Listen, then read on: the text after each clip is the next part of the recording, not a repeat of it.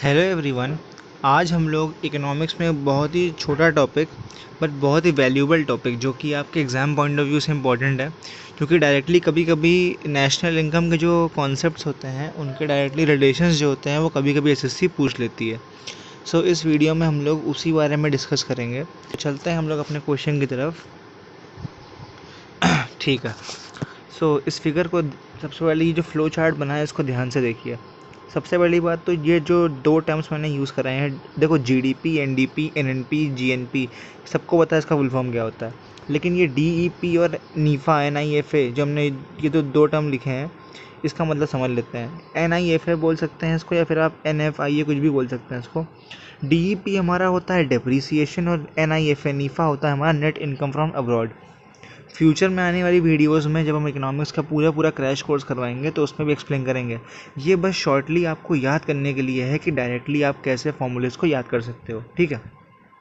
सबसे पहले जीडीपी का फुल फॉर्म होता है ग्रॉस डोमेस्टिक प्रोडक्ट। ठीक है। सबसे पहले जो पहला जी होता है, देखो हम बहुत ही शॉर्ट तरीके से बता रहे हैं। ठीक है। अगर हम लोग जीडीपी में से डेप्रिसिएशन घटा देंगे, यानी डेप्रिसिएशन घटाने पे जो ग्रॉस होता है वो नेट बन जाता है। ठीक है।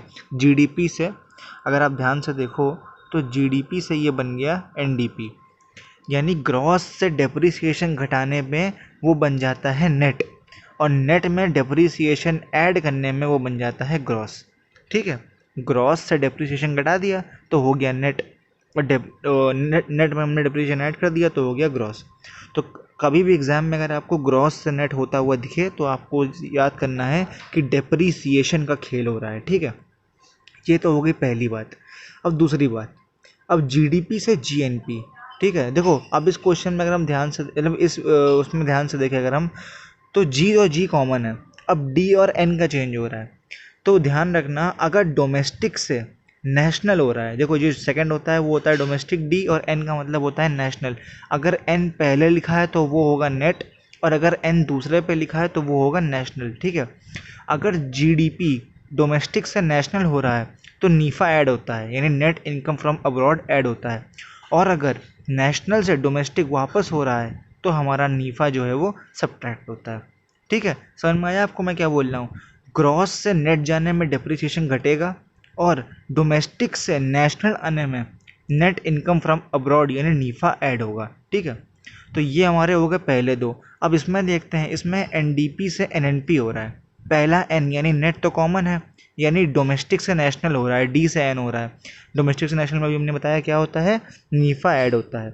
वही सेम केस इसके साथ भी है, इसमें नेशनल नेशनल कॉमन है, इसमें नेट से ग्रॉस हो रहा है। ठीक है। अब नेट से ग्रॉस होने में हमने भी एक्सप्लेन किया, तो ऊपर डेप्रिसिएशन को माइनस कर देते हैं। अब जरा ध्यान से देखते हैं, ये जो बीच में हम लोग का बना है, ठीक है, ये वाला, इसको समझते हैं। अगर हमारा, देखो इस क्वेश्चन में, देखो इस वैल्यू में ध्यान से देखो, जी से एन भी हो रहा है और डी से एन भी हो रहा है। तो इसमें हम क्या करेंगे, तो सबसे पहले बात तो जी से एन हुआ यानी ग्रॉस से नेट हुआ तो डेप्रिसिएशन घटा देंगे, और डी से एन हुआ यानी डोमेस्टिक से नेशनल हुआ तो नीफा ऐड कर देंगे। समझ में आया आपको? जो जो चीज़ें अभी हमने एक्सप्लेन करी है, आखिरी में बता देते हैं। अगर ग्रॉस से नेट होगा तो डेप्रिसिएशन माइनस होगा, और अगर डोमेस्टिक से नेशनल होगा तो नेट इनकम फ्रॉम अब्रॉड यानी नीफा ऐड हो जाएगा। ठीक है। बहुत ही छोटा सा और इजी सा कॉन्सेप्ट था, मुझे उम्मीद है आपको समझ में आया हो ये।